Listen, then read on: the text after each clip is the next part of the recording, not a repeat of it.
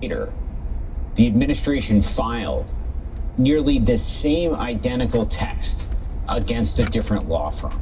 So there was no thought within the White House that said, okay, this federal judge said this is no good or this is a problem. Maybe we should stay away from it.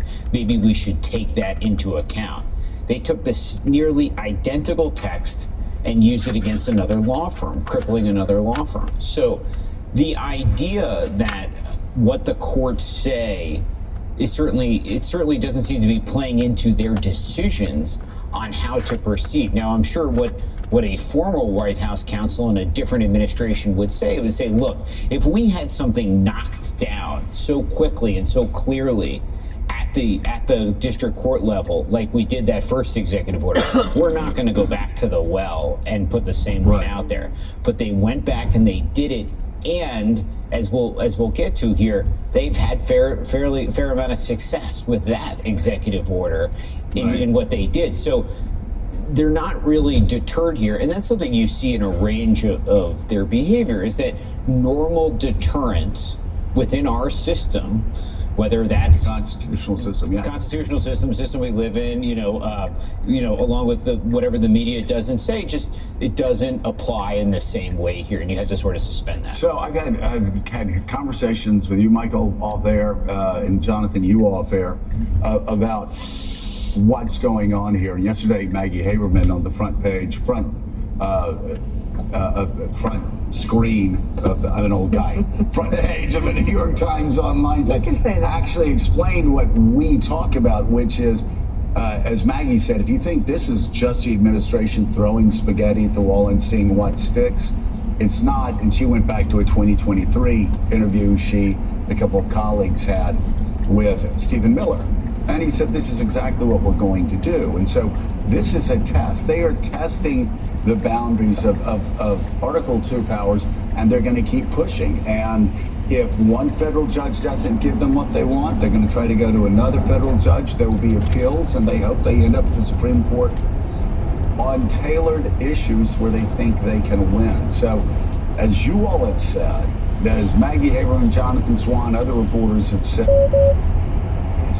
don't think this is just like random chaos. This is a calculated effort, and at the same time, they're doing what Donald Trump has done to the press for years and what he told Leslie Stahl years ago. The press. So it undermines their credibility if they write something badly about me. They're now doing that about federal judges, the Attorney General and Stephen Miller and others, like calling this judge a Marxist. Yeah, it is. It's a far more sophisticated approach this time around. It's still flood the zone, which they did in 2017 as well. And they know that some things are going to get knocked down, some things are tossaways and distractions, but it's combined with much more clever efforts to achieve what they say is the number one goal of this administration is retribution. We are seeing it against these law firms, which we'll dive into in a moment. We're seeing it against media organizations. We're seeing it against political foes, where this time this administration is using its powers just in a far more clever way, to suggest that a law firm can't do business with the federal government, which will basically bankrupt the law firm. And so speak to this, Michael, just about this approach, which is, in 2017, they obviously got some things done, but there was a sense of it was bumbling, it was being made up as they went along, and when they were defeated by the courts, they weren't sure what to do. This time around, this has clearly been plotted for years, the 4 years in exile, and they are exacting their agenda. Yeah, and Trumpism has been refined in a way that is different than what we saw when he came in the first time.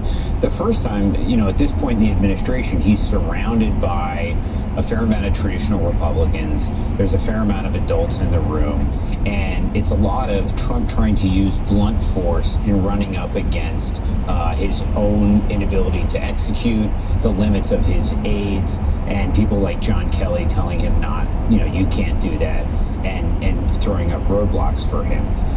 That does not exist. And at the same time, there is a deep sense of retribution, not just amongst Trump, but amongst his aides. And they have had, as you were saying, this sort of standing start. And they've had these 4 years to come up with moves that surprise me. The law firm's move, I had always said this about Trump. I said I'd never seen Trump do a three-point turn.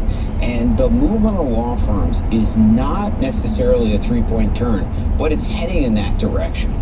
It is a sophisticated move that has brought them to heel and has brought them, I think, far more success than they thought. And they have not had to use the criminal powers of the Justice Department to do that. When I did reporting on this during the election about what Trump would do when he would return, the focus that we had on a lot of things was, well, how is he going to use the Justice Department to prosecute his enemies? What is he going to do with the criminal powers of the department? And what he has shown in a short period of time is that those criminal powers, which means that you have to go to the courts, and there are harder, higher barriers to do there are other things that you can do that are just as effective and just as crippling. And that has been surprising to me. So, Michael, let's talk a little bit more about your reporting this morning in the New York Times, because it's so fascinating and it gets to the larger point you're just describing there, which is that Donald Trump is using these threats, these executive orders to extract concessions from private companies, from law firms, from news organizations. He dropped his executive order against this major law firm. Can you talk a little bit about the back and forth, why he first issued the executive order against that firm and others, and why now he's dropping it? So 2 days after a federal judge says that one of these executive orders against another firm had been basically unconstitutional, Trump signs this late Friday against a law firm called Paul Weiss. Now, most people probably haven't heard of Paul Weiss, but in the legal world, they're a really big deal. And something that distinguishes them is that they're made up of a lot of Democrats, a lot of Democratic donors.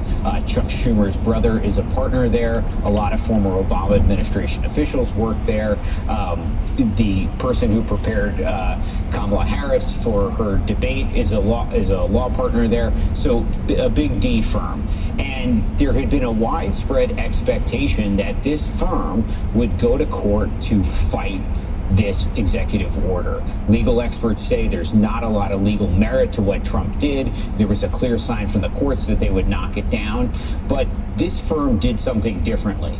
And the head of it, a guy named Brad Karp, goes and meets directly with Donald Trump. Now, Brad Karp is someone who in 2023 helped hold fundraisers for Joe Biden. He goes and he meets with Trump in the Oval Office, and they cut a deal. And the deal basically says that the firm will commit to represent Democrats and Republicans and people of any political persuasion, and they will give $40 million in pro bono legal work to a range of causes that have been championed by Trump, including money to something that Trump last night on social media called the Presidential Task Force on Anti-Semitism. So this firm is not only agreeing to something that Trump wanted, but it's committing $40 million to these causes that mean something to Trump. But also mean a lot to a lot of Americans. $40 million in pro bono work for anti-Semitism, to fight anti-Semitism. $40 million in pro bono work for veterans as well. Tell me, though, also, there was an interesting twist at the end of your story, and that is that a law firm, a major law firm, and you said one of the few law firms that represented Donald Trump and people associated with Donald Trump, actually stepped into the fray after Paul Weiss got attacked and said, "We will represent you against the president." And I'm wondering, did that get things moving towards a settlement after Donald Trump and his administration saw that the one huge law firm that had been on their side actually sided not only with Paul Weiss, but also the federal judge in Washington who said this is a chilling thing to do to attorneys? So this law firm called Quinn Emanuel is run by a guy named Bill Burke, who is the outside legal ethics advisor for the Trump organization. He helped Trump administration officials through their confirmation process. He agreed to help Paul Weiss sue the Trump administration if they were not able to reach a deal. And if that had happened, it would have been a big shift in this story, because it would have been a sign from the law firms that they were willing to take on Trump. And it's not just any law Which, firm. by the way, may be one of the reasons why we're looking at Paul Weiss settling. Also may be one of the reasons why the Trump administration wanted to settle, right? It would have brought them into contact and into conflict with big law in a way that would have allowed other firms to coalesce around this. The thing about the law firms you have to remember is that this has been going on for over 2 weeks now, and the law firms have been going back and forth about whether they're going to file an amicus brief. They still haven't filed an amicus brief in this. They've gone back and forth about whether they're going to put out a statement together. They still haven't done that. So big law itself has been quiet. And if Quinn Emanuel and Bill Burke had stepped in and had sued the administration, it would have changed that, and it would have brought the law firms into direct conflict with. So it's in the best interest of everybody to settle this thing. Because you know, Caddy, it's just like federal judges. I was told back in 2017 when the Washington State federal judge was attacked by Donald Trump, who had tweeted out the so-called judge, talked to the Federalist Society judge, a very conservative judge, who said an attack against one judge is seen as attack against all judges. I think here what we're seeing in Michael's story is an attack against one law firm is seen as an attack against all law firms. Yeah, it's a little bit like the universities. What's happening with Columbia and Penn right now, other universities are watching, and it's a bit to what Michael was saying. They don't have to use criminal law. There are other levers that they can use in order to have a chilling effect. But Josh, I was speaking with a former Democratic Congresswoman just last night who was saying this is like she described it as a probing attack to see what the opponent's defenses look like.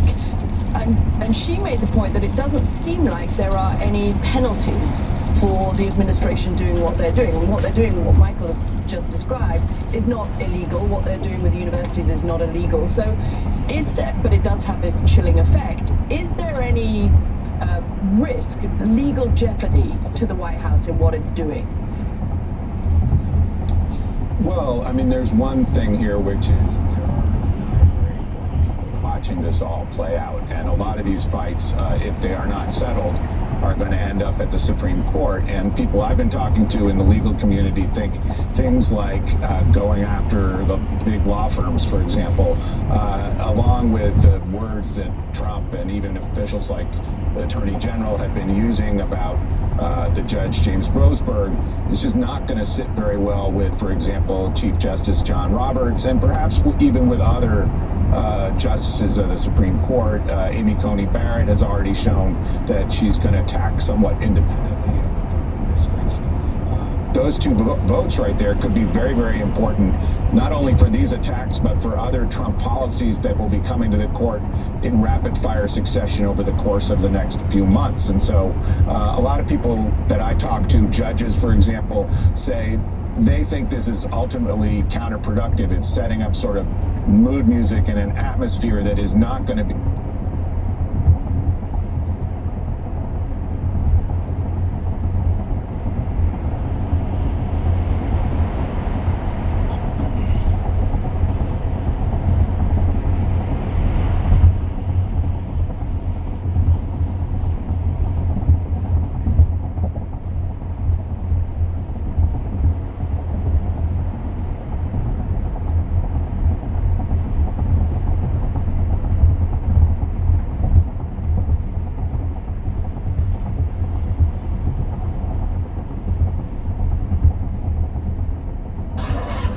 Because you watch that shit and you realize America must be doing something right, dude. Because people all around this world are lining up, doing whatever it takes, throwing it all the way just for the chance to make it somewhere in the Midwest. They don't give a fuck where they end up, dude. They just want, they'll do anything, up to and including marrying the biggest jabroni in the state of Ohio, gladly. They'll interview this guy on there. He's like, yeah, my name's Jason. I'm a 35-year-old dodgeball coach. And ever since my mom kicked me out, I've been looking for Miss Right, you know, like the type of woman that knows how to load the dishwasher and keep her mouth shut during Buckeyes games, that type of thing, right? And you're listening like, I don't like your chances, Jason. You don't seem like much of a catch to me. Then they cut to some beautiful girl in Estonia or somewhere like that, just like, Jason is man of my dreams. I often fantasize about being with him and eating hamburger helper off of paper plate. In the Shangri-La known as Dayton, Ohio. Dying to get over here. Then they get over here and their eyes are filled with wonder, you know, like Jason takes that same girl to like an Olive Garden in a Dayton strip mall or something, and she's just sitting there like, oh, this spaghetti for one person? It's like, fuck yeah, that's how we do, goddammit. Land of plenty, baby, USA. I don't know, makes me feel better. Makes me feel worse at the same time, but it also makes me feel better. But I know it's a tough time in this country. I go all around this country doing this stuff. We're here in Texas. You guys are wild. Y'all have a bunch of wild shit going on. Yeah. Texas had a wild thing going on the past few years, past few like election cycles. During like the Beto era and all that, in the run up to the election, you'll start seeing these coastal journalists. They'll start putting out these articles and analysis and shit, coming out being like, don't look now, this could be the year, y'all. Some intriguing polling numbers. This could be the year that Texas turns. Who knows? The world's not ready for that. And then every election night, Texas is like, gotcha, queers, yeah.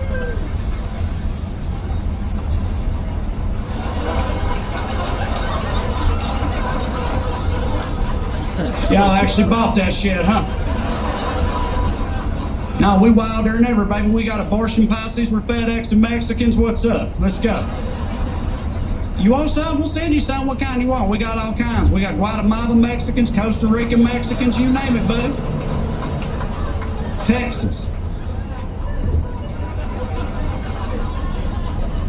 This is how wild Texas is. I got a buddy that lived in Texas for like 10 years, and he told me recently, he was like, did you know there's a state-level Republican congressman in Texas who's been trying to pass legislation that would make bestiality legal in the state of Texas? As soon as he told me that, I started telling everybody I knew. I was like, y'all heard what Texas is doing? Listen to this shit. And this is how wild Texas is. I never met 1 ounce of skepticism anywhere. Like, anywhere. Like, even within the state of Texas, no one was ever like, that don't sound right. Are you sure about that? Universally across the board, everybody's like, yeah, I've been waiting on that to happen. So that is pretty on brand. Right, which is particularly damning because it turns out my friend was wrong. There's not a congressman here trying to make bestiality legal. He was wrong about that. But to be fair to my friend, that is a real argument that does exist on the internet. If you Google it right now, you can find people out there being like, no, bestiality should be legal. You want to know why? And you're like, no, I don't. I never wanted to know anything less, in fact. But I've also never been more confident in my position on a subject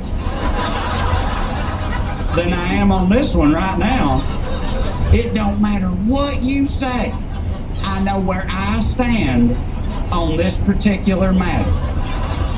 So sure, go ahead, why not? Why should bestiality be legal? And they're like, bestiality should be legal because it's not like these animals are signing off on us slaughtering and eating them either. And you're like, that's more sense than I was prepared for you to make.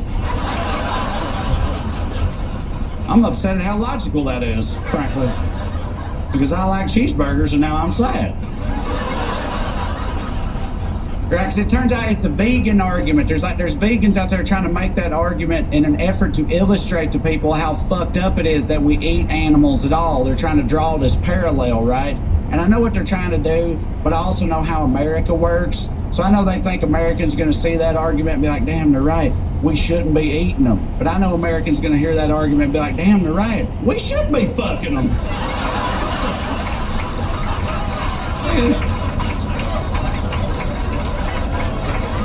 Tenderize my beef, baby. Why not? We gonna eat them anyway. Might as well fuck them first. What a missed opportunity this has been. Thank you for bringing that to my attention. Purple-headed weirdo.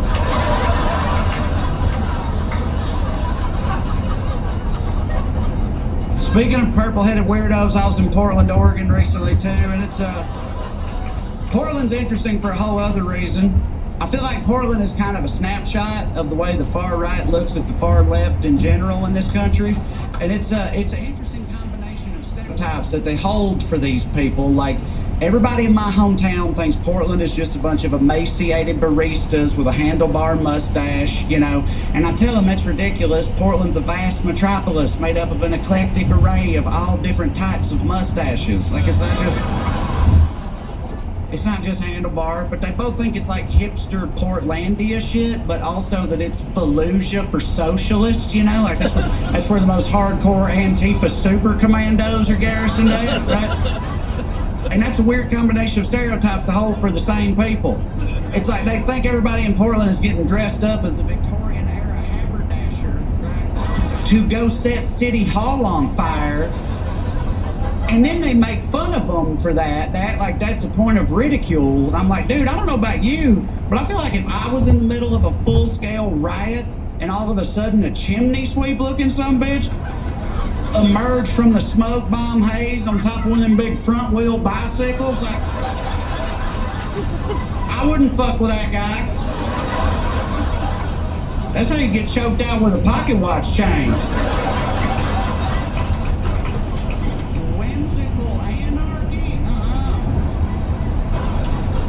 You don't want no part of that. But they both condescend to the far left for being limp-wristed soy boys, but they're terrified of them at the same time. That's a weird dynamic. You know, it's like their general outlook on them is like, check out this little pussy. Oh shit, is he coming over here? No, I love Sprouts, I love him, please don't make me gay.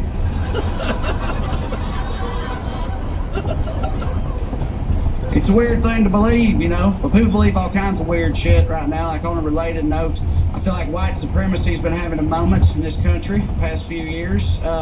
White supremacy's wild to me for a few reasons. First of all, I feel like every white supremacist I've ever seen is pretty much the least supreme looking motherfucker.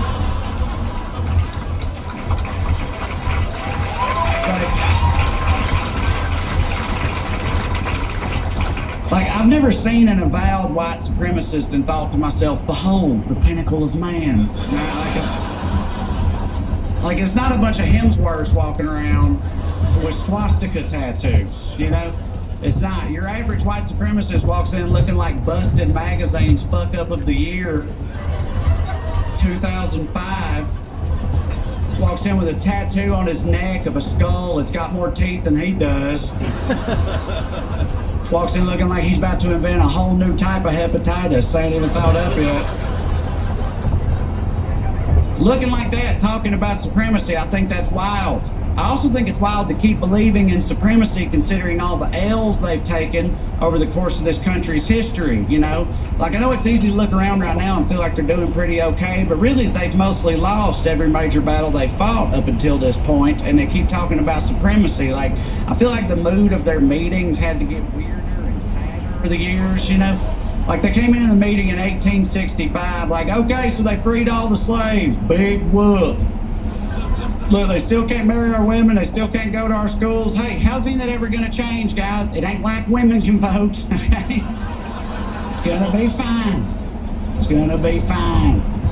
1965, they come into the meeting like, okay, so they can drink from our water fountains now, so we can't legally harass them just for coming into the same diner anymore. But look, there's got to be something we can do to legally harass these people still. Come on. Jimmy, Johnny, Lee, Roy, Leroy, Ricky, Randy, Billy, Bobby, Mike, Steve, Stuart, Stanley, Danny, David. You guys are cops. Put your heads together.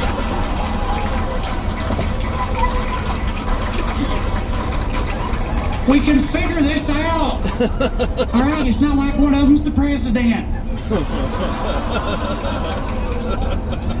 2008, they come in kicking shit over like, okay, all right, this is a tough pill to swallow, I'm not gonna lie. But look, we gotta focus on the positives, guys. Like, hey, it's not like they're gonna start taking the Confederate flag down, all right? They're not gonna start pulling down the statues or renaming the streets or nothing like that. And hey, gay people still can't get married, that's something, right? some guy in the back's like, aren't some gay guys white men? Shouldn't they be supreme too? It's like, no, Bobby, they don't count. You know that. Listen, we got to focus on the positives, guys. Like, hey, there's still no blacks in country music. Same guy in the back's like, what about Darius? Shut the fuck up, Bobby. Jesus Christ. Gay marriage gets legalized, they're just smoking cigarettes, staring at the wall. Like, I don't know. Y'all know what transgenders are? And they've been flailing with that shit ever since, but they mostly lose, you know. The other reason white supremacy is wild to me is I feel like I never really identified as white. I'm not about to do some Rachel Dolezal shit. That's what I'm about to do. This will make more sense in a minute, I promise. What I mean is, my whole life growing up poor, rural Tennessee, whenever I heard others talk about white people, in my head that was always like Connecticut, Yacht Club, like Dill. Is that Dill? Like in white people, right? Like white people.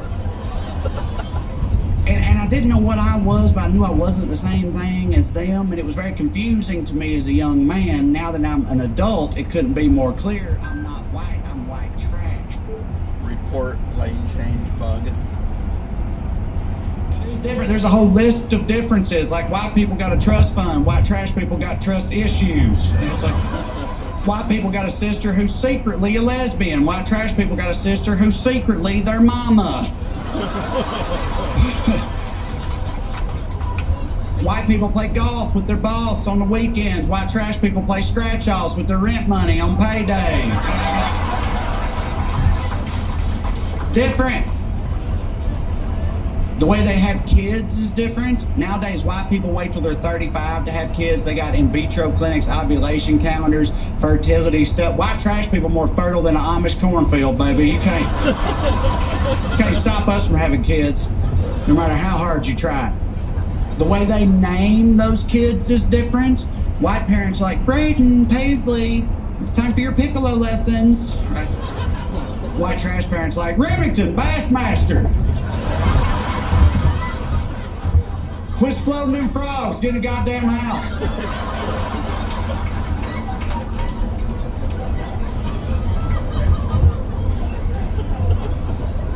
It's different. I know. I have kids. Of course I have kids. I worry about my kids all the time on account of this trash blood I gave them. You know, like I try to raise them right, but I worry at the end of the day my trash blood will be too much for them to overcome, you know? Like nobody should be forced to be giving my blood, dude. Like the Red Cross looks at my family history and they're like, we're good. Thanks, though. Right, like, thank God for my wife for diluting it with hers a little bit, you know, but like, I love my wife, but she's from a different town in rural Tennessee. Like, her blood ain't top shelf for nothing, you know. Like, let's be honest. Like, my wife's blood is like wine, you know. It's like, it's nobody's favorite, but people can handle it in a pinch, you know. My blood's just moonshine made in a radiator, dude. Like, it's just poison. That's all it is. Right, so I worry all the time about how my kids are going to turn out, right? But believe it or not, living in Los Angeles has kind of helped me with this, because like, you live in LA, you look around, you see plenty of rich white kids that are all fucked up too, you know, and it makes me feel better. I'm like, oh, well, maybe it's not about the blood, maybe it's just a crapshoot either way, right? But I gotta say, I feel like that's another way in which they're different is childhood trauma. Because like rich white kids are like, yeah, my mother was never very emotionally available, and I've got a lot of residual psychological scarring from that. And white trash kids are like, I got beat with a tire iron. I have actual scars from that. Like, you see that? That's a tire iron scar. That's what that is. I believe that's not cool. You shouldn't do what I just did. You shouldn't like diminish other people's trauma just because you didn't personally experience it. But it's a whole thing with poor people. It's so hard for poor people to believe that rich people went through any kind of genuine adversity, no matter what the circumstances were, you know? Like when all that Epstein shit was coming out, I guarantee you there was people in trailer parks all around this country watching that like, they got to go to an island?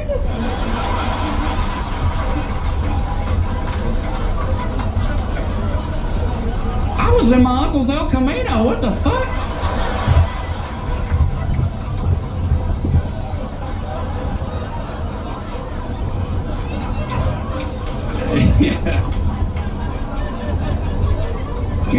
road's rough, I know.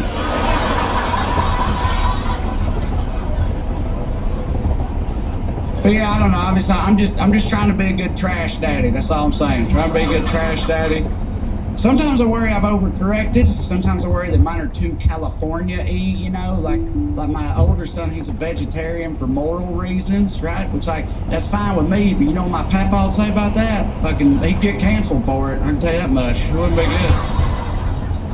I just look at them sometimes, I'm like, man, these kids are soft. They're fucking soft, right? But I realize I'm such trash that what I think is soft is actually just a standard middle-class American upbringing, right? Like, that's all it is.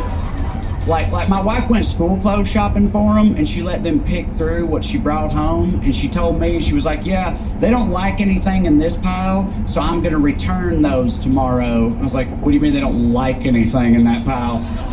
What does that have to do with anything? They know when I was a kid, school clothes came in a garbage bag after my older cousin went back to juvie. I've been a Raiders fan for 30 years because of that motherfucker.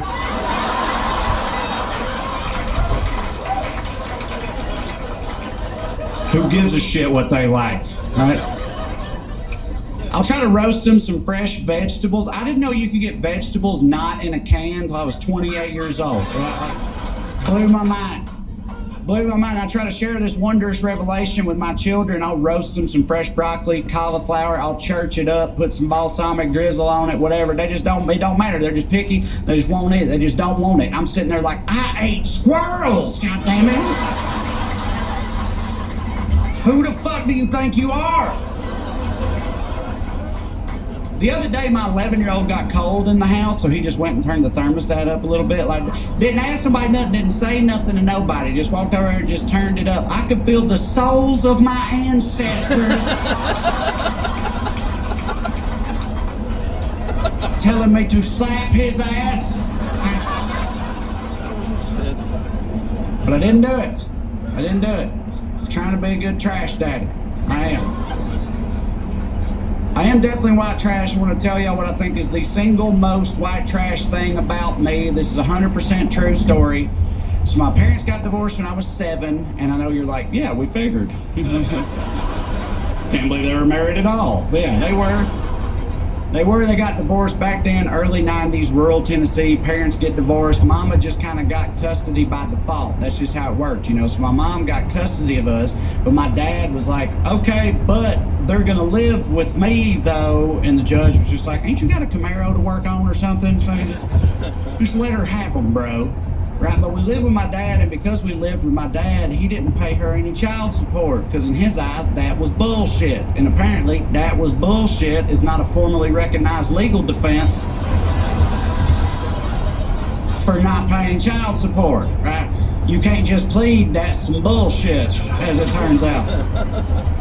So my dad accumulated all this debt to the state over the course of his life. When he dies years back, I had to reconcile all that, which I didn't know was a thing, but it is in the right circumstances. For example, if you owe money to the state. It's like, everything with money works the same way, really. It's like, you know how, like, if you got a lot of money in the bank will give you more money for having all that money in the bank, but if you ain't got no money in the bank will charge you money for not having no money in the bank, right? It's like, everything works that way with money, including inheritance. It's like if you're rich and your parent dies, you're sad, but you got a new lake house or the throne of England or whatever. Like there's upsides to it, you know. But if you're poor and your parent dies, you're poor plus they're poor. And I'm generationally poor, dude. I come from no money.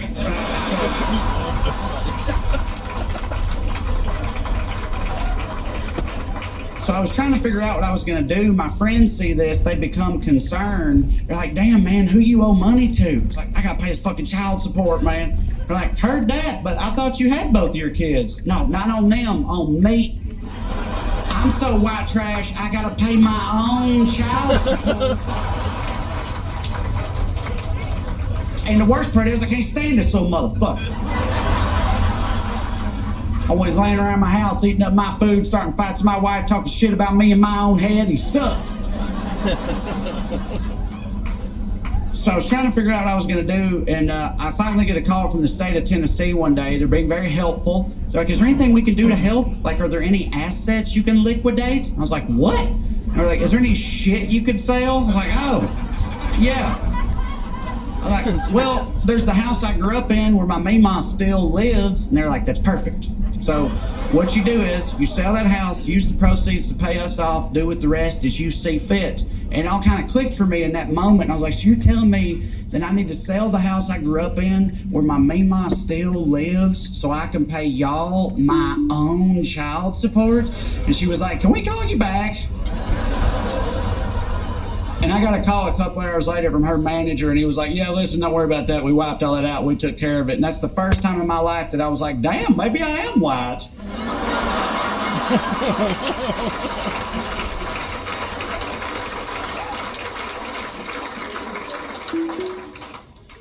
I've had to reckon with something recently. It's nothing new for me. I've come from a reckoning people. I love to reckon. But I had to reckon with something in particular. I may have been unfair to a certain class of people, you know, over the years, because I've made a lot of fun of, like, conspiracy theorists having to be dumb enough to believe some shit like that. It might be a little hypocritical of me, because it turns out I'm really, really, really into all this alien shit that's been going on.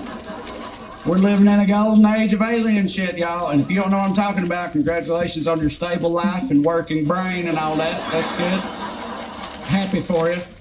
But it's a golden age of alien stuff, and I didn't realize there was anything remotely problematic or weird about that. I'd be on Twitter looking for alien shit. I started noticing whenever I saw somebody sharing alien stuff, I clicked that guy's profile. His bio would be like, husband